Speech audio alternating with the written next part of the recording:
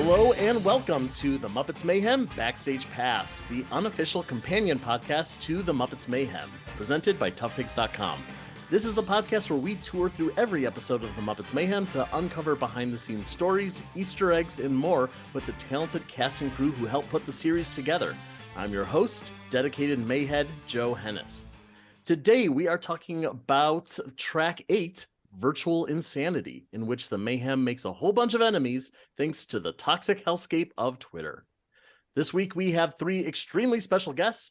First up, he's the co-creator and executive producer of the Muppets Mayhem. Please welcome Jeff Yorks back to the podcast. Hello, Jeff. Hello, thank you for having me back yet again. I'm very happy. Yet again. Yes. We can't get rid of you. Next, he's another co-creator and executive producer, as well as Dr. Teeth's left-hand man. Please welcome Bill Barretta back to the podcast. Hey, Bill. I'm sorry, Joe. Are you already sorry? Yeah. Oh, all right. Well, that's a great way to kick off another fun podcast. Sorry. I'm sorry, everybody. Preemptive Apologies. I just feel bad about the next guest on our show. Ooh. Oh, well, let's introduce him. We'll see how everyone else feels. Our final guest, unfortunately, this isn't good. A Muppet performer who brings characters like Big Bird and Kermit the Frog to life. On the Muppets Mayhem, he slings bass as Sergeant Floyd Pepper. Please welcome Matt Vogel to the podcast. Hey, Matt. Hey, Joe. How you doing? I'm doing great. I before we begin, and Bill, I heard your apology you had before I came on, but I actually have an issue here. You said in the beginning there that this is the unofficial podcast for this. Yes. So I thought it was the official podcast. It is the unofficial podcast. This is how I tell everyone subtly that I'm not being paid by Disney to be here. I'm doing this on my own volition. Also, he doesn't say unofficial on the other episodes. Oh, it's just this is the only one. Just in case this doesn't, probably won't go well. It probably wouldn't. You probably won't make it out. It's not official AFFICIS. Well, I'll stay then. I'll stay. I mean, I don't have anything else to do, so it's fine. I so appreciate you suffering through this already disaster of a podcast. Sorry, everybody. It is. Matt, please tell me, hello again. How does it feel getting the chance to focus on just one of your many Muppet characters for Muppets Mayhem? It's actually really exciting. It was really exciting to get to focus on just one character's arc for an episode, and then over the course of the season. I'm sure you've talked about this with other folks because, I'm here at episode 8. We're almost at the end. So, I mean, it feels like probably you've asked other people this and they probably have said, I'm guessing. I mean, I can't imagine that somebody be saying, well, I wish that I was doing more characters in the show. Did anybody say that? No. No. I think it's really interesting as training as an actor to be able to actually then play that single character and see how he may grow or transform in some way over the course of a season. I mean, that's rare for any Muppet character. I mean, just it even is. Kermit and Piggy and Fozzie and all them, like they don't get the chance to do a whole season about themselves. Yeah, other than like if it's a movie, right? You have a chance to have an arc with your character, and this is kind of what we always thought of as a big long movie. So I think it's fun. Like, and it's a good word used that they grow. We're not fundamentally changing these characters, but we are deepening them and helping them grow, dimensionalizing them. Yeah.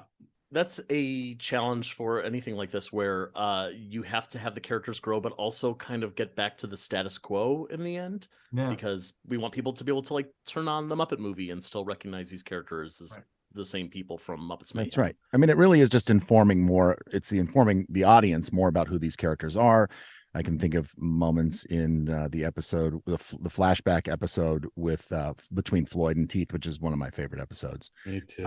Just getting to because I'm really good in that one. That's you are. No, I mean, I really do feel like I really do feel like that was for me as a fan of these characters to get to see the relationship and how it began was really special, but more special for me personally, and in a selfish way, was getting to play those scenes with you, Billy. Is just like, well, same with me. Really loved it.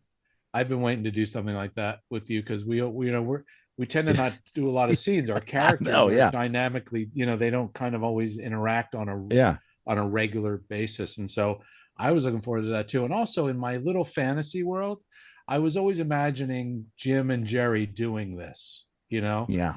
And I know, I never got to meet Jim, but I know how close we were with Jerry, and to just know that maybe he would have liked what we did with it, and how amazing you're doing with this character, and what you do with Floyd is so great. So I loved it. I just loved doing this episode.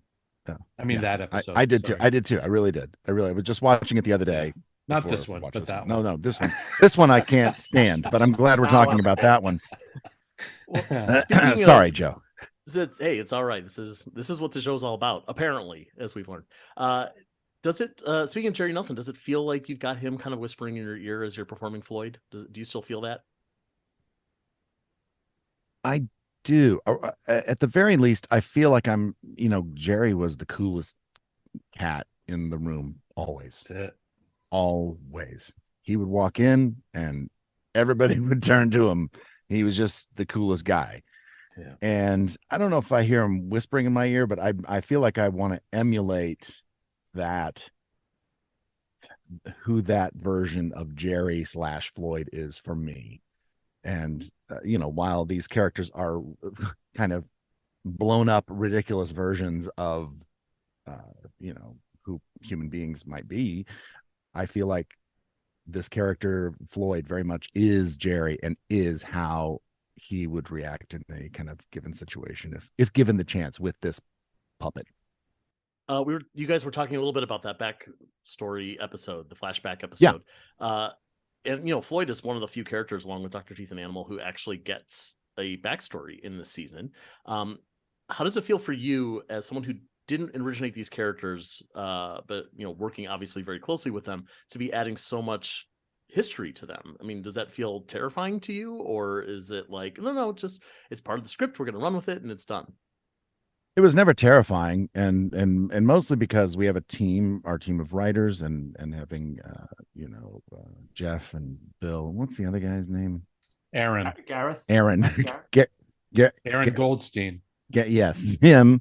Now having our creators, and just knowing that they love these characters just like we do, and they are super talented and are able to bring these situations to us as the actors to get to play is a joy. I never was nervous or scared about what it was going to be. I always knew it would be so much fun to play. I never thought that it would be, I actually really didn't even think about it as in terms of fear. It just was, this is just part of what that character's is. We're going to now show this. And now I guess in a way, Billy and I get to kind of put our stamp of who we are in that way that we are the Muppet performers through these characters, which I do love. I love being able to kind of put that stamp on them, I guess. Yeah. And also, let's hope we get another season or 4 seasons. Yeah. But we really didn't explore Floyd's backstory. It's more Teeth, right? It's how they intersected. So there's more to do with Floyd, which would be so much fun.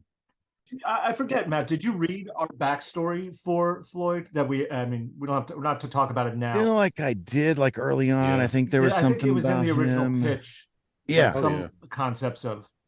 And him being, like an army brat. Well, we got the hint that he was at West Point and got dishonorably discharged. Like you were able to tell us that, but I feel like there's more to it. I feel like there's a lot more that we could be Absolutely, seeing. I'm sure there is. And then we also have baby animal dropped off at Floyd's front door. There's got to be so much more to talk about that. And like Floyd raising Animal, we obviously we want to see more of that. I was a little surprised. I mean, not surprised knowing that there's plans likely for future seasons, but surprised that we got that moment of Floyd accepts baby animal, and that's it. You just got to put that puzzle together in your mind, create your own headcanon until we can show you. The day you went to Home Depot and got the chain to put around Animal's neck. That's right. This little guy gets around everywhere. I got to figure out how to keep him under control, and a dog leash doesn't work. You just chews through it. Well, then someone calls child services on you for buying a chain for your child. Oh. He's an animal. Yeah, he's an animal. He's an animal. Fair enough. All right. So let's talk about this episode, episode 8. Our cold open has the band driving through Hollywood. We see once again the Doc Hopper's Frog Legs billboard in the background. I assume this is the exact same shot that we saw in the previous episode, just recycled. I think so. I know that they spent a day driving the van around and setting up different shots. And trying to find that billboard. Yeah, exactly. That's the tough part. Tough, man. Yeah. They found two. One of them they couldn't use. I think it was blocked by a Pizza Hut delivery truck. So they were like, we don't have the rights for that. But they did spend a day setting up and getting those shots. But it must have been so cool to just be like walking down, Hollywood Boulevard, and then there's the van. It's just right there in real life. But I also recognize that like there's a lot of weird cars in Hollywood, so maybe it didn't bat a whole lot of eyes. We had our premiere a couple weeks ago, and the bus was there, the van was there, Mook's trailer was there. But at the end of the night, I watched as like the bus was leaving the premiere, and I'm like, someone's going to be driving at 11:30 at night and passing the Electric Mayhem bus, just on the street, just like It's so funny. It's so funny you mention that, Jeff. When on that day of the premiere. Release or launch, we were. A couple of gigs got canceled because of the writer's strike. Right. So I was trying to think of something that we could do to have some fun, just to create some buzz out there. And I wanted us to rent a sightseeing van, where the ones without the roofs on them. Yeah. And that we would all ride with the characters next to us as if there's a bunch of people riding around Hollywood, and people could just grab photos and, post them and stuff. I just think that'd be really fun to do someday. Yeah. And they said no to that because there wasn't enough time between what we had finished and getting to the venue to rehearse to do everything we had to do there. You have to get there. Yeah, it didn't work out. I know. I tried. Sure, you do have to get there. Frank tried. We talked about it, but it just wasn't possible. Right. Yeah, that would have been amazing. Well, I'll tell you. This is something like that. That cold open. There is something that I do want to say about that scene. This is the scene where they're coming up with different names for the album. Right. Yes. So the thing that I remember about shooting this scene is that I didn't shoot this scene. That's right. Oh, no. I am not performing Floyd because during the time we were shooting this show, we were going through COVID tests every 3 days or something like that. Yeah. And I went in this was maybe on a Monday, and I went in on a Monday, and they shoved the swab in my nose, and we all went to work. And then a little bit later, I was in my trailer, and somebody came up and said, you have to leave. You have COVID. I was like, I do? I don't feel like I have COVID, and I feel fine, but okay, bye. And so I couldn't shoot this scene. And I had to wait. I think it was 24 hours before I had to take another test. Right. Is it a false positive? It was a false positive. Wow. So I didn't have COVID, but they were trying to be very safe. Right. You had to wait 2 days. Wasn't it 2 days? I thought it was 2 days you had to wait. Yeah, I was out 2 days. So when they gave me the test, it was 24 hours from there. Right. I had to take it and then wait another 24 hours or something. We couldn't even stop production, No. Not even for an hour. We have to go. No, got to keep going. And I'm trying to remember, was it Alice? Yes, it was Alice. It's crazy. We'd be editing and you just hear this kind of Floyd, but very much not Floyd. Yeah. You don't bring me whitefish. Yeah. That's right. Yeah, there's a performance. Wait, is this the episode? Is this the yes, it is, right? This is the album titles. No, sorry. The fans? Yes. Yeah. Yes. Yeah, because when we were editing this, there were 3 different Floyds because Matt either was sick or he was on something else that we were doing. But so Peter did Floyd once. Yep. And Alice did him, and you did him. So the 3 of you. Yeah. Wow. Yeah. Well, you can't. I'll tell you when the other scene comes up. I'll tell you. I'll tell you when the other scene comes up. Right. Yes, you can tell. Yeah. Anyway. So yes, as we've said, the band is brainstorming band names. they go through a huge list. I have to assume there's 10 times as many that you did on the day. It's and album trim it down. names. Just to make sure. Did I say band names? Isn't it? It's names. Yeah, you did, but it's names for the album, I believe. Album names, but no album names. I did mean album names, but does the band have a name? Should we come up with one right now? Well, I think we wrote maybe 60. Wow. And then we cut it down a little bit. I mean, it could be its own episode. And I think even from what you recorded, what you filmed, we cut down even further, just because we have to get into the show already.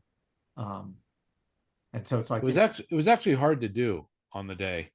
I'm sure the tempo and the timing, because part of me feels like it would have played great in just one shot as well. Wide. Yeah, just kind of in the wide, and a few like pop-ins, but it was hard to do to keep the tempo going in a comedic way. It's tricky. I don't want to read the whole list here, but do you have any favorites that either that were said in the episode or things that did not get said, edited out of the episode? I don't remember what we did. You Don't Bring Me Whitefish. I do like. That's a good one. I mean, I can share some of my favorites because I have them here. Feeling Funky-tronic is actually that's a good band name. But then you've got like He Who Rocked It, Rolled It, album name. Mr. Fluff and the Puff Police. I like that as an album. I like that one. There's an album. There's an album. There's an album. That's what Zoot says. Llamas everywhere.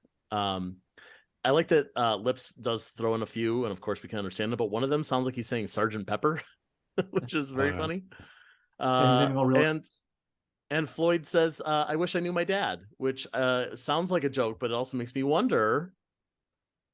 Season 2, maybe that's something's going to come back around. I think it was intentionally said ambiguously. Yeah. I mean, it was very ambiguous because it was just an album title, potential album title. Or was it? Or yeah. And then also Animal just shouts out music and songs. Yeah. That's what we should have named it, by the way. That's what it should have been. Just songs. Yeah. I believe, if I'm not mistaken, without Googling this, the comedy music duo Garfunkel and Oates, featuring Ricky Lindholm, who's in this episode, has an album called Music Songs. Huh. If I'm not mistaken. I might be mistaken. Right in the studio, the band is rehearsing the song We Are One. We will hear more of this song later in the episode. We could talk about it then. But Nora and JJ are ready to promote this new album, even though it's not completely finished yet. And there's only one way to get the word out. Not oversized billboards, not windshield leaflets, not Animal shouting this thing on a megaphone. It's the internet. And the band gets their very first smartphones, with the exception of Lips, who is the man who knows everybody and of course has his own phone. The keeper of the phone. Yeah. He's the keeper of the phones. Yeah. Which generally he just uses to call people. That's it. He's not really using it to, he's not following connections, friends. Yeah. Right. Yeah. I think he says something about, seems like he says something about, he doesn't do the apps. He just does the phone. He does the Manamana thing. I like what Floyd does. With his. He shakes it like there's something supposed to come out of it. Yeah. He's like raising it up and down, trying to figure out. Yeah. What is it gonna? Well, and it kind of he does say something about there's like the high tech trackery. That was one of the things we loved. High tech tracker. We loved, and I feel like it's probably earlier than that, but it's definitely in the 2015 series that Floyd is like a conspiracy theorist. Yeah. And I don't know. I mean, Bill, maybe you know this, but I mean, Jerry, I don't think he was a conspiracy theorist, but I think he was fascinated by like UFOs but also he had a healthy distrust of the man and of authority. Yes. And I remember that they did like a big spread for People magazine. I think it was on Sesame Street, and all the Muppet performers were all there, and they were all, made up and they all looked great, but Jerry looked great too, but he had like a hat on and dark sunglasses and a t-shirt. And like, I just remember him always like, he didn't really want to have anybody really know maybe what he looked like, or, did not trust things getting out there that, he wouldn't like. And that's kind of what I feel like Floyd does in a little. Are you suggesting that People magazine is the man? I mean, I'm not. I think so. Or maybe has met the man or something. Sure. But even more than that, like corporate or just bigger than him, things like that. Sure. But yes, as you said, Floyd does not trust smartphones because of the high-tech trackery. Janice doesn't want to be a cellular zombie. I like that Dr. Teeth doesn't trust anything that doesn't have buttons. I thought that was a funny line reading. Yeah. But it also makes sense because he plays the keyboards. It's like a whole bunch of buttons. It's like 88 buttons in a row. What about keys? They're keys. It's music. We call them keys. Yeah. I'm learning so much on this podcast. Yeah. It's nice that you guys call him out on it, because I was just going to let him just have his little button thing. Yeah. Oh, call him out on it. Okay, got it. I'm not allowed to tell jokes on this podcast, apparently. I would keep it. We have to explain all of my jokes. Just the funny ones. Oh, then definitely none of my jokes are going to make it through. Hey, you said it. Dr. Teeth pens the band's first tweet. It is the word tweet. I went back and looked at the Electric Mayhem's Twitter feed to see when their actual first tweet was. It was from December 2015. It was Christmas time, and we've set up a big model train around our tree so we can jam on it and literally rock around the Christmas tree all season long. We were originally going to do that in this scene. Yeah, that would have been a very deep Easter egg. What we should have done, I wish we were organized enough to have had the official Twitter account at one point in this past year tweet out the word tweet. There's no reason they couldn't have. It costs nothing. This is a fictionalized. It's a fiction. This is a fictionalized show. It's a show. But things from the show make their way into the real world. The band made an album, and I own it now. Yeah, man. I mean, that's you do. The real band. That's right, because we blur the lines. Sure. Can't really back up 7 or 8 years. No, you don't want to do that. Know what I'm saying? You have to delete all the tweets. Kind of hard to go back there. Yeah, you'd have to redo everything. What a pain in the neck. Would it be that much of a loss? Probably not. We're setting up our Christmas tree. We lost it. Gone forever. Hannah is the social media expert, and she has been assigned to Animal to turn him into an internet superstar. So we're going to see more of that in a moment. And Moog is the only one who knows that this whole thing is going to blow up in a bad way, not blow up in a good way. And I like that while he's explaining this, we see Dr. Teeth, Janice, and Floyd all already taking selfies with their phones. At least I assume that's what you're doing and not just like holding them up for reception. I think it was trying to figure out still what it does. Oh, is that what it was? Yeah. They're holding it in that very specific selfie angle. That's probably why I assume that. Yeah, I think he's just trying to see what it does. That was in my mind anyway. Sure, yeah. I don't know. Yeah, I mean, Janice. you might get the impression that these characters are dumb. What? But they're not. I don't think they're dumb. I really don't think they're dumb. I think they are innocent. They're innocent. They are inquisitive, absolutely, and I love the innocence of them. Yeah. That they are, and all Muppet characters are in some way innocent, and I love that they don't know what these things are. They haven't needed them. They haven't needed these things. Yeah, there is. Well, he's been out. They've been off in their own worlds. They've been out in the world. Yeah, they just out in the world, but phones. But still, they don't really need phones or computers or a lot of things take them by surprise, and you might be. But that's where the awesome comedy. Yeah, it's an allergic kind of reaction to technology. Yeah. I think. Yeah, and change. Yeah, change. Yeah, sure. Yeah. The Mayhem's first tweet already is getting tons of followers, way more than they would if they continued to just interact with their fans in person, like we used to. And they're already getting followed by celebrities like Taylor Swift, Justin Bieber, Beyonce, Lady Gaga. And so Dr. Teeth decides to tweet to them. And what you say is, to our fellow music makers, you're all absolutely tremendous. You're truly talentulous. I think I'm saying that right, with stupendous fans. But it autocorrects half the words to, you are all absolutely terrible. You are all truly talentless with stupid fans. Welcome to 2 hours in the writer's room. I was just going to say, it took us about an hour to come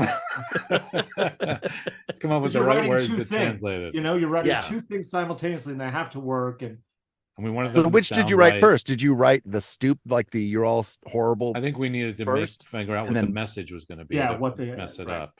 Yeah, and then retrofit it.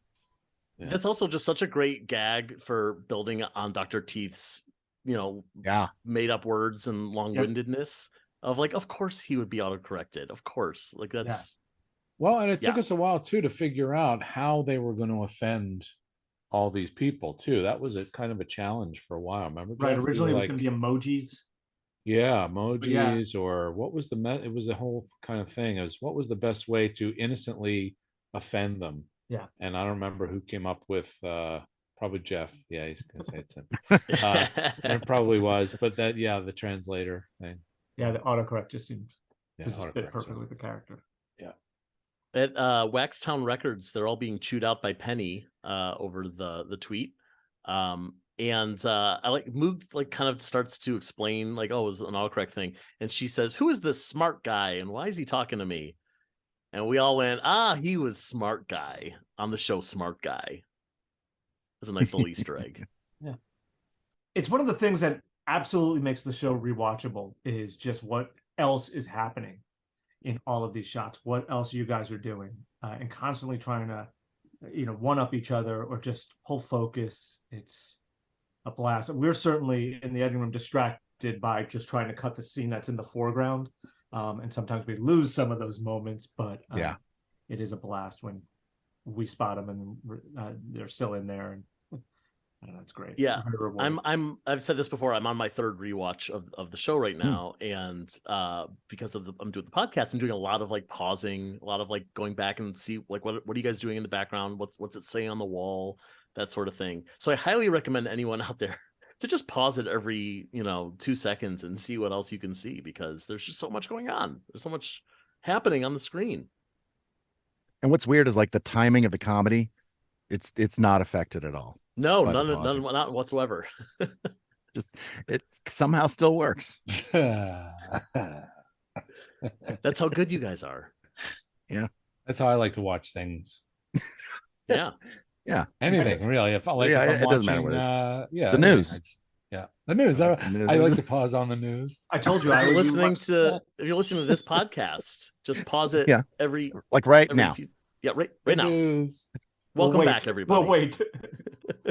When I would watch this or listen to the sound mixes at home, and I think I was telling you that for episode 5, my kids sort of stumbled in. They wanted to see it. And I'm like, this is not the way to see it. The effects aren't done. Also, I'm going to be starting and stopping. They're like, we just want to see it. I was like, okay. And it's like, Animal and JJ and Nora, bad, good. And I just kept pausing on that. And they couldn't, they're like, we just want to watch this. And I'm like, okay, let me see how far. Nope, we got to change this. And I'm taking notes again.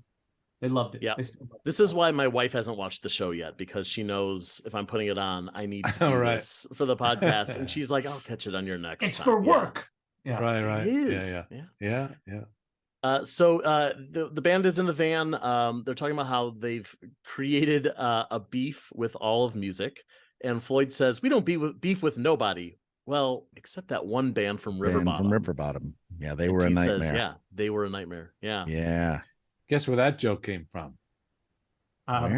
So I fought, Adam, I think, said it in one of the other ones. I fought for that joke since, I think, day 3 of the writer's room. And Adam kept like taking it out, right? Marginalizing it and just being like, And I'm like, where is it? What happened to it? And he's like, look, we'll have many bites at this apple, which meant we're losing it, and then I guess he figured, by the time we were in the editing room, that's when we'd lose it. And that's when I made it very clear. It was very important to me. And I guess, right, didn't he also say that and now like the thing that people talk about as an Easter egg is that what he sees on his feeds and everything, for the fans. Yeah. I just love the idea. There was a point where they were going to beef with a real band, and we were thinking about that. I loved that possibility. Could it be the actual Riverbottom Nightmare band? Right. Would have been amazing. It would have been 6 amazing. people, No, I very much appreciate that you stuck that in there. And I was trying to think if there were any other like blatant Emmet Otter references in Muppet canon. Especially since the split of Henson and Muppets and Sesame. Because like, they're like the characters are there for the finale in the Muppet movie. Like, but if you kind of squint, you can see them real tiny up close.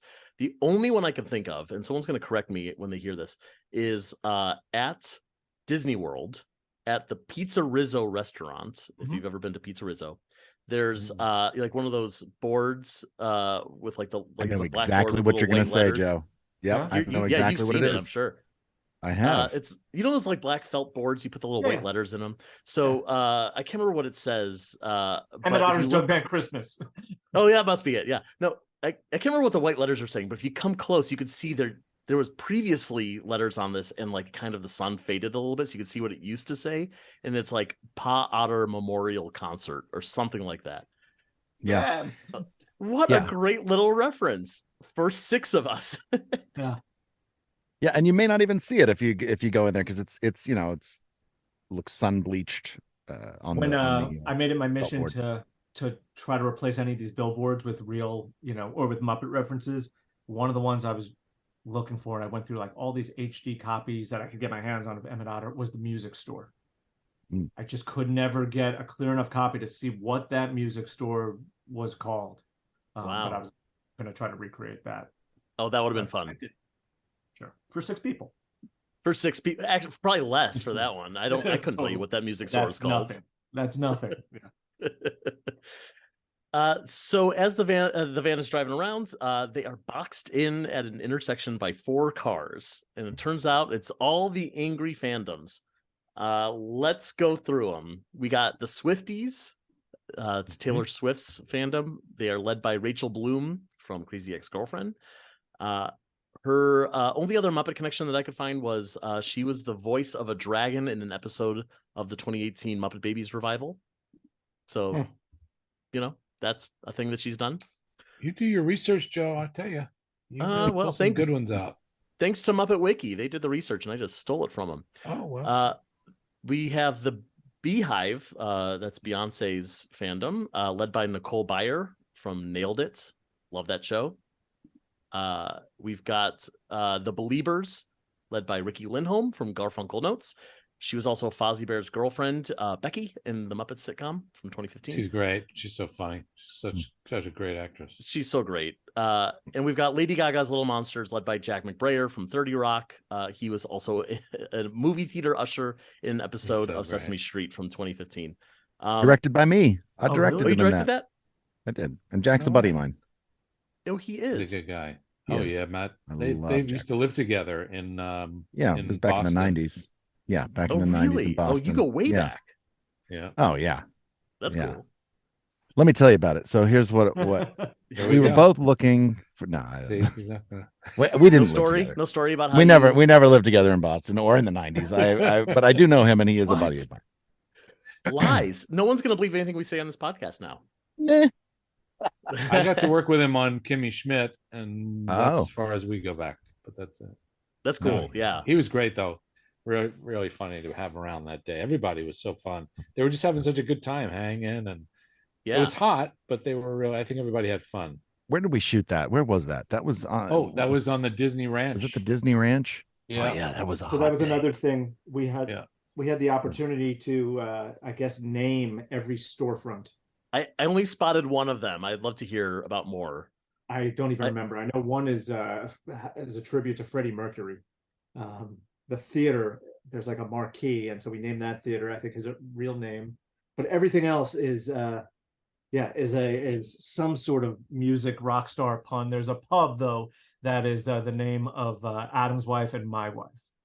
Oh, fun! They own a pub, an Irish pub together, because they're both Irish lasses. I spotted "Here Comes the Sundries."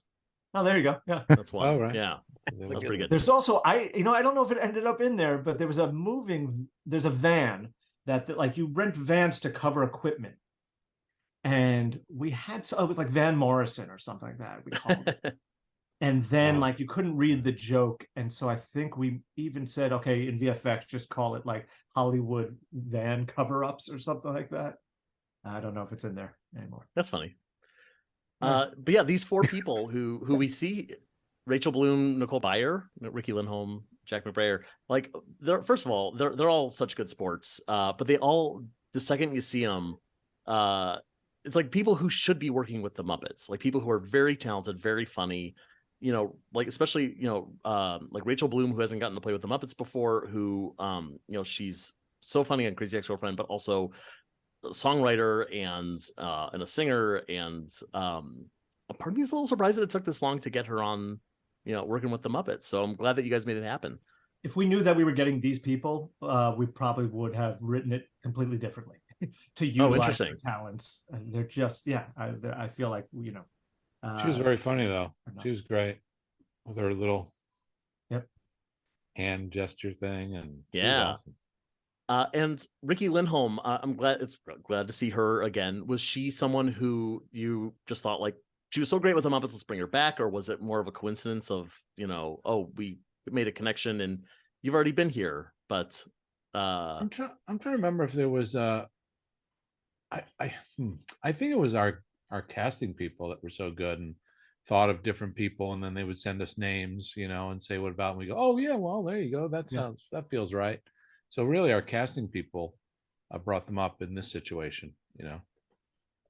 Yeah, great. Except for well, I guess maybe except for Jack. That might have even gone through Matt in some way. I think it was Kimmy, actually. I think Kimmy. Oh, was it Kim? Oh, that's right. She knows Jack also. And so, oh, that's right. That's how. Oh, she may have even, maybe that was a connection. She might have been connected to all of them. You might have, Sure, Kimmy Gatewood has a big improv background. She's an actor and very funny, and in that world. Yep. I also appreciated that Jack McBrayer says Mayhem come out to play, like little Warriors reference. Yeah. That's good. He just needs little Coke bottles on his fingers. Although he does kind of do that though, right? Yeah. He kind of like goes, yeah, he does a little thing with his fingers. So Moog points out, as a super fan himself, like he knows how this works. You know, if you cold diss their leader, you cold diss them all. Yeah. And the van is brutally attacked by these fandoms, which is hysterical but terrifying because everyone is freaking out. The van is rocking around. The way you guys edited it made it feel very intense, which I appreciate. And Lips is pulled up through the sunroof. The door is ripped off its hinges. Floyd gets grabbed. They got me. Right. Yeah. And the Beliebers steal the van. And this is it for the van, right? We don't see it again after this. That's it. R.I.P. van. It was a bold move. And a budget move. Definitely why, budget. Right? Why is that a budget move? Well, we had to get a bus. Right.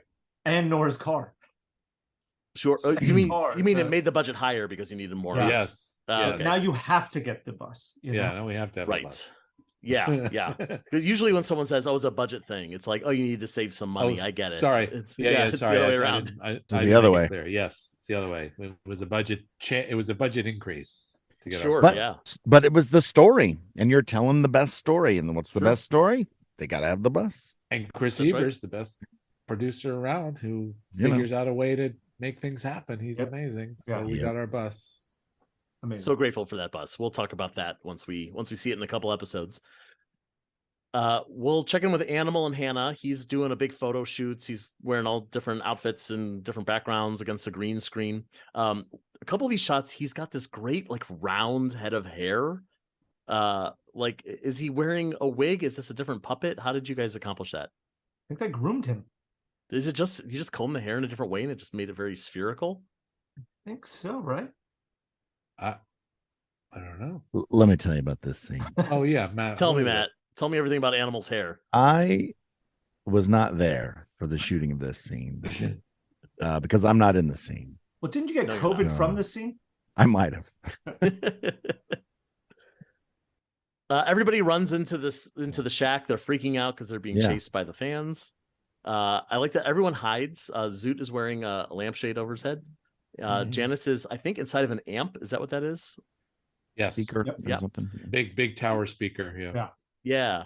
And Floyd is hanging down from inside of the chimney. Are you actually hanging upside down in that chimney, or is this? I'm not upside down, but I remember Bill coming to me and going, "Hey, can we go take a look and see if you can get your arm down inside this, fireplace?" It's not like a real fireplace. We're on a set, but I am standing next to the fireplace and reaching very like down deep into the fireplace with a monitor kind of taped to the wall or something so I can see. Did we do the ladder, or did we put boxes so you could be tall? I think it was He has really long arms because it helped a lot to get him up above, and then he could reach down. So it worked. I was on Apple boxes. Yeah. Right. Fascinating. So it sounds like the fireplace set wasn't built to have a puppeteer inside, but you're like, let's try it anyway. Well, it was all open in the back, but we didn't really intend on using it in any way like that. So we had to make space and find a way to get Matt in there. It wasn't comfortable. That's for sure. But it was fun. And it makes for a great sight gag. Looks great. Yeah. Looks really great. Matt, what was the least comfortable position that you were in the series? Do you recall? His trailer. Yes. Gosh. I feel like it is definitely like in a sofa. I think it's in that sofa there because there was a certain there was like a certain position I had to be in that was not conducive to where my arm, like how my arm grows out of my body. Sure. And I had to it was just a very awkward, weird position. It was not great, but got to do it. Yeah. Whatever it takes for the art. I wonder if maybe it was more comfortable than I remember, but it feels like when you were in those blues with Floyd playing the guitar in the street in the back, the flashback. In the flashback? Where he's got his leg up on the bench, and was that? That was not as bad. No, that wasn't as bad. Right. But there were some blue screen things where it was like harder just because of, I don't know, it just was some different things. Because you're not very good at it. It's that's I just assume that everybody knows that one, but just in terms of like set pieces or things like that. Right. So it's the set's fault. Well, yeah. And my inability. Yeah. So it turns out that all this Twitter beef is a good thing because the band is getting a lot of attention, and they've been invited to play a virtual concert in Minecraft. I'm sorry, Joe. Forgive me. Yeah. But I will. In all fairness, Matt actually does have the hardest kind of approach, just generally because he's the tallest. So he tends to have to squat, bend, get lower. He unfortunately is probably the only one who can't just be at his full height all the time because we're all just ridiculously too short. So he does tend to get in. I mean, generally, he's probably the one who has to suffer the most. I hate to say it, but just to your defense, Matt, you go through more squishing than the rest of us do. There might be some squishing or some sliding around on rolly chairs, stuff like that. Yeah. He can be on a chair and we can stand. Yeah, I'm like on a high chair. He sits on a chair and we stand up. Well, like, you would assume that it'd be the other way around, that being tall as a puppeteer would be a benefit. I don't know why I think that. Maybe it's just because Jim and they don't grow them like they used to. Well, that's the thing. The average has changed, right? So the average has gotten shorter over the years. Yeah. Matt's in the height where the guys used to be. Jim, Frank, Jerry, Richard. That was the height. But we've all just for everybody's gotten shorter, and Matt's still the right height. Growing. I'm still growing. I'm a growing Matt, boy. have you considered being shorter? I looked into having my legs shortened. It's very expensive and incredibly painful. Whatever it takes for the art. But they give you free ice cream. So that's a plus. That's in the plus side. Wow. You think it's free? You don't think you're paying for that as part of the surgery? Well, they said free ice cream. Oh. It depends if you hit your deductible or not. Maybe they've hit it in there. They've hidden it in it. It's like a line item that I don't know about. Right. I would think about it. I would continue thinking about it, Matt. We got time. Okay. I'll think about it. Yeah. Hey, Joe, before you go on to the whole motion capture Minecraft thing, there's this moment in there I want to bring up. That's the scene before that, I think, when Nora's talking about, I think she's talking about JJ. She's looking at a video of him, and Janice is in there, and she has this little story that she tells. And I just want to throw just some love out to David Rudman, who I first of all, he's amazing. But I love the way that that Janice just goes, I don't know, she says something like, good night. And then she after she's done this whole long story, she goes, good night. And then she turns and she instantly falls asleep, like instantly. Like she has there's nothing. She's out, she's snoring, she's done. And I just think that like the timing on that was just so great. And Perfect. David Rudman I think he's really found a really excellent place for his Janice. It's like in this really cool spot. Yeah, no, you're so right. It's just perfect. Really just perfect. Let's talk about the scene for a second, because I also love Janice's story about, there was a free-spirited lass who was torn between two different suitors, and it seems obvious that she's talking about herself, but she's not. She's talking about Betty. And one of the suitors was obviously Floyd, and while Betty was being wishy-washy, Janice just swooped in and stole Floyd's heart. And because we know now that we're getting these little pieces of backstory from everyone, and hopefully we'll have future seasons of this show, to really explore more of that we might meet Betty. We might see who the other suitor was. I mean, I don't know. I'm sure you guys are thinking about it. I remember actually not about Betty so much, but I remember kind of sitting at home thinking, why would Nora choose JJ over Moog? What would be something that would, and the simplest thing I could think of was a smile. Does that person make you smile? Because they both have great qualities, and our original JJ was a little bit more, right, Jeff? He was more of arch villain, and we were asked to kind of do some notes and to change that a bit, and so they started to feel very likable, which is good, which is great. But what is the choice that she makes, And I kept thinking, and so I pitched it to Jeff and Adam, and I think it helped because who makes you, you can have great qualities, but who makes you smile every day? It's such a sweet sentiment. Yeah, and I think it worked. Hearing it come out of Janice's mouth, I think it really helps, sell that. Sweet. Yeah, it's a beautiful scene. Especially since Janice is the one who's like cosmically in tune with things. Like she knows the truth. Yeah. And the simplest truth. Catch up to her. Yeah. Yeah. It's the simplest. What is the simplest truth that Janice could find in that, and what she would have done, and it's about smile. What makes you smile? It's also a funny scene because Janice is so sweet, but we put in this little undercurrent of just evil, this dark side. That she swoops in and steals from this poor innocent woman who's now a bag lady in Paramus. Paramus. Yeah. It's like she was born to be a cult leader. Yep. Like that's what you just described. Yeah. And I love Lily's first line. Where she can't. What is it, Jeff? When she can't tell that she's a sleeper. Can't tell. Hard to tell. So good. She plays that so great. Yeah. Nighty night. The band is getting ready for this Minecraft concert. Is this a thing, by the way? Minecraft concerts? I don't play Absolutely. Minecraft. And we used the company that does this thing. Oh, really? Like for the animation, you mean? Yeah. This company called Nox Crew. They are known. They're like these incredible Minecraft group of creators who do these events. Like BTS famously had this concert in Minecraft. All these different acts do. But this was different, way different for them. Because what they do is they will take the track, the music, and they will animate a whole concert. What they had here was all this story that they had to tell. Yeah. And so it was a learning curve for them. It was a learning curve for us. Yeah, it became a storyboarded kind of approach. It had to be all broken down into shots. Like they couldn't just animate the entire thing. Right, that we'd have some shots, and then we could play, right, Jeff, with the movement. Yeah, I think they could animate the concert and how they were playing, but then we specifically were like, okay, cool. Now take that virtual camera and shoot it. We want to start with a close-up of Floyd and pull out, and that's just the music stuff. But then there's scening around this, Yeah, we need the low angle. Could we do a low angle here that helps sell the evil fans? And by the way, here's new dialogue. Yeah, right.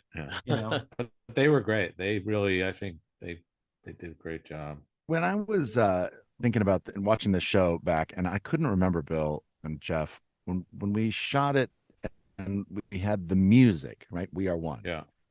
originally that song was much slower, not much slower, but it was considerably slower. And did we shoot it slower on the day, or did we go back and it was sped up? Yeah, it was sped up. It was sped up in post. The song is great. But yeah, it just did not feel like it was this call to action for all these people to unite in a loving way. I recorded the vocals that are on the album right here in my home studio, I believe. Right here. I had to do it here because we were just shooting out of necessity. But I couldn't remember if we had shot it slower. And it is actually the way it is now. It's one of my favorite songs on the record. And freaking Ringo Starr is helping out Animal on the drums. It's Ringo Starr. Like there's not enough of a big deal being made about that. Linda, connection, Linda. Yeah, Linda works. She brings in session musicians to just like record live, even on her demos. So just bringing a group to play all that stuff live. She just happens to be friends with Ringo Starr. And she like, hey, do you want to play with Animal on this track? And he laid down this beat. And I mean, you hear it. Like once you know it's Ringo, you're like, oh, what is happening right there is very unique and not what a normal average drummer would do. It's incredible. And absolutely, I am shocked they haven't parlayed this into a bigger deal. We did a little bit of PR stuff with it. We did a little bit. Like there was like just a small amount, but I wish it was. The other thing that's tough, so you did record it, we filmed it at a slower rate. And so when we're editing, we have to take into consideration, you can speed up footage, but it starts to look a little weird. So you have to use, you have to be very judicious with which clips you use, especially when there's a clapping breakdown, because that is a set rhythm. And all of a sudden that starts to be, I was wondering, because those shots of the band singing, of course, a lot of it does live in the Minecraft world as well. So, it was a challenge. Are there plans to put the Electric Mayhem into Minecraft? I mean, I think that was one of the things that this could be. You really should a huge tie-in. This was like a big deal for Disney, for Muppets. I want to point out also, we meet Clark, who's the guy who's doing all the mocap work. He's played by Jolo Trulio, best known probably for Brooklyn Nine-Nine. I am a huge fan of his because he was a member of The State, the sketch comedy show from the 90s, which is one of my favorites of all time. And from what I can tell, he's the first member of The State to work with the Muppets. There was 11 cast members, and they've gone on to do great things. Wet Hot American Summer, Reno 911, Stella, a bunch of other great stuff. And I know that Ken Marino was at the Muppets Most Wanted red carpet because I interviewed him, on the press line. But other than that, he's the first one. So about time. Glad you guys got him. What about Dan Marino? Does Dan Marino count? Dan Marino did a lot of Muppet stuff. Yeah, that was it. Too much Muppet stuff. Some would say. I love the Dan Marino Christmas special that he did with the Muppets. That's a classic.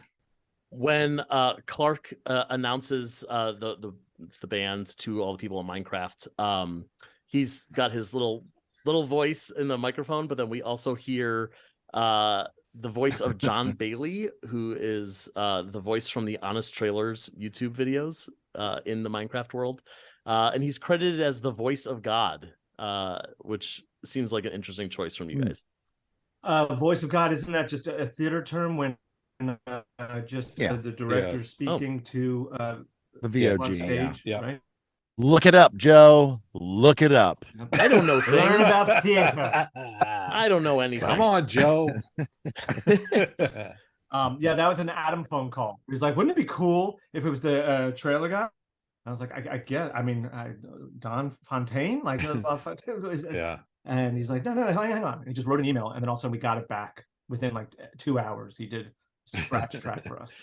I'm like, oh, that's cool. Just as the band starts to play, someone throws a Minecraft TNT dynamite thing at the band. It kills Lips. That's sad. Takes him out for a minute. Yeah. Yes. He regens. Yeah. That's a Minecraft term. Right. So in the Minecraft world, the Swifties, the Beehive, the Believers, the Little Monsters are all attacking We see, even the Natalie Merchant Marines. That's my favorite. Natalie Merchant Marines. That's my favorite too. That's a great line. And I assumed incorrectly that Rihanna's Navy was a joke because I'm like, oh, it's a battleship reference. But that's what they call Rihanna fans, is Rihanna's Navy. I didn't know that. Yeah, that is true. But the band takes this opportunity to sing We Are One. It's a great song. And rainbows emanate from the band, transform everybody. The sun comes out. Everybody loves the Mayhem, and now they love each other through the power of music. You make it sound so easy. It was several grueling, certainly months of the back and forth. I mean, really, just us figuring it out.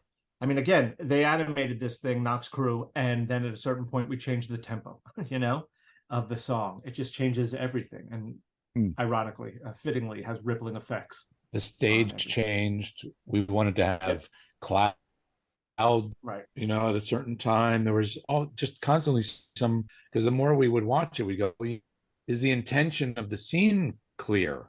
Is it clear that's going from this regular fans to then the people who are coming to attack them, and watching that get dark, and then seeing that change? Like, we just needed those beats. And I think for a while we just felt like it was like one run, it was kind of almost one note, but it just ultimately we got there, but it was a lot of work. I think the other thing was that, we don't know Minecraft particularly well. And we're like, right. Well, can't they do this? Yeah. They're like, well, so we did build something that could do this, and right. They had to do all these crazy workarounds to make what we wanted a reality. Yeah, we do have geese and unicorns. Right. Do they work for the bad characters? Sure. That was another thing. We specifically wanted like animals that represented these fan groups. And what about snakes? Do snakes work? And they're like, well, yeah. Well, you got the bees in there. I feel like the bees were important. We got the bees. The bees were great. Yeah. Yes. Yeah. What Taylor Swift end with? Llamas? Horses? Yeah, they come in on horses. They come in on horseback. And then we had zombies, right? Right, for little monsters. Yeah. Right. No, that makes sense. Yeah. The concert's a big hit. Nora throws the band a classic Mayhem party back at the shack, but they are all too engrossed in their phones to really appreciate it, like a bunch of millennials. I just want to point out the psychedelic foods on the table. Pretty great. I thought those were awesome. Not psychedelic foods, but the Technicolor, tie-dyed. Thank you. Tie-dyed foods. Yeah. I also have something to say about this scene. My biggest memory of this scene is that I was not there for this scene. You were not there. Because this is, again, the COVID thing that kept me from being there. But Peter Lynn subbed in for me on this scene and made it very easy to ADR my lines on that line that I had there. Yeah. It was great. Yeah. He did lips. I didn't even need to Floyd. Yeah. Why did we have you on this episode, Matt? It's just what the schedule was. It's fine. Too, if I recall. Just schedule. Just like really quick, in and out. Yeah. Like one take and we got it. It was really smooth. Everybody was the same height. Yeah. It worked really great. Yeah. Yep. Probably Yeah. super easy. I get it. Day. Yeah. Moog has finished producing the album. The album is done.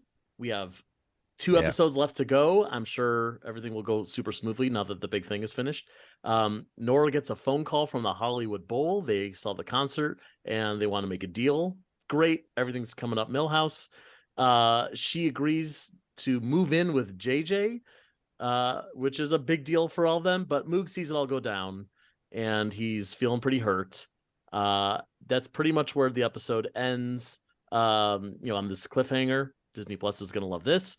Except for the fact that we see Zoot with his iPhone and all of his photos rain down from the cloud that he had been taking throughout the episode, which is a great visual I gag. love that button of the photos falling from the cloud. I also love the previous, there's a setup for way back in the beginning of the episode where he does this great, he just looks up and he holds his hand out and nothing. Right. And then it gets paid off Cloud's here. broken. Cloud's broken. Yeah, it's just great. I love that. But I have to say, what I really feel for Moog I really do. And not only it's not just because it's, it's real well written, but Taj Mowry, who plays Moog, could not be sweeter, and just nails every scene that he is in. Yeah. To me, I just and when he says in that the scene after he says the album's finished, and he says that smile made it all worth it. There it smile. is. Yeah, The smile. Smiling. It's just so great. I know we don't have a ton of time left, but I just have to say, when we all met, we read first, I don't know what it was, 2 or 3 episodes, but we did like one at a time, and we did them over Zoom, and that's how we all met each other. Really, was over Zoom. And when I met via Zoom Taj, there was this just happiness and just this glow that emanated from the Zoom screen, and I just thought, I was like, I want to hug that guy. I just want to hug him.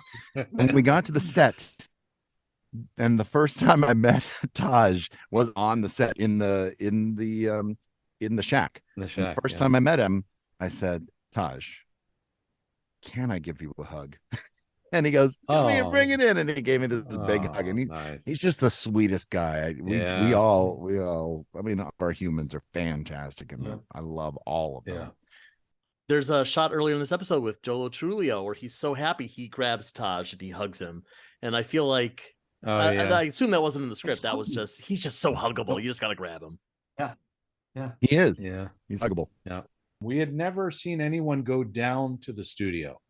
Right. We've always seen them coming from that area over there, but we never saw anybody go down that behind that wall and down. And on the day, I said, we got to just paint studio, like as if they did it, and put an arrow down there. So our set person came over, and she just like banged it out. She called it studio, so that you could see, we knew where he was coming from and going to. So, when we did our pitch, we'd met the guys and everything. Over Zoom. This was all over Zoom. But then for our pitch, we had, it was Adam, me, and Bill, although you weren't on at that point, Bill, because what happened was our Zoom gets crashed by the Mayhem. So as we're pitching this to Disney Plus, all of a sudden these little windows start populating the Zoom as each of the band members appeared. And, talking to a Muppet, like that gets you a green light. Like just having them pop up on the screen, and just like these people were watching their own Muppet show, and then to just be on that screen as one of those people and just with the Muppets was just a thrill. But it was very, very cool. Each of you guys set up your own spaces, like your own little Lloyd den. Like some I don't know, tie-dyed something in the background, I think, and some Christmas lights or whatever it was. We all had our own little thing that we did in our box. Setup. Yeah. That's great. Well, I would have greenlit the show with that. Absolutely. It was very cool. It was very cool of everyone to do. Matt, do you have any other memories from the series, something from, maybe a different episode that you want to share, people that you worked with, really great or terrible moments? Performing Floyd on Muppets Mayhem. Do a terrible one. Now here's a terrible moment. Give me a bad one. I don't. What'd you hate? I really haven't. For us, like kind of a longer shoot, and usually there might be a moment where you're just like, God, I'm frustrated about something. This I don't remember ever being frustrated, other than the false COVID thing. I was frustrated by that because I really missed not being there for these moments. There's I think there's another moment in a van where I'm not there for that, but I don't think I say anything. Oh, I know which one it is. It's when they all get sick, when they all get motion sickness. I think it's the next episode where they're all looking at their phones and they all get motion sickness. And I don't think I wasn't there for that. But what was terrible for me was not being able to be there with my brothers and sisters in the van or just in the scene or whatever, because it was just such a as fun great show. as Peter now. Sorry, I mean, we missed you too.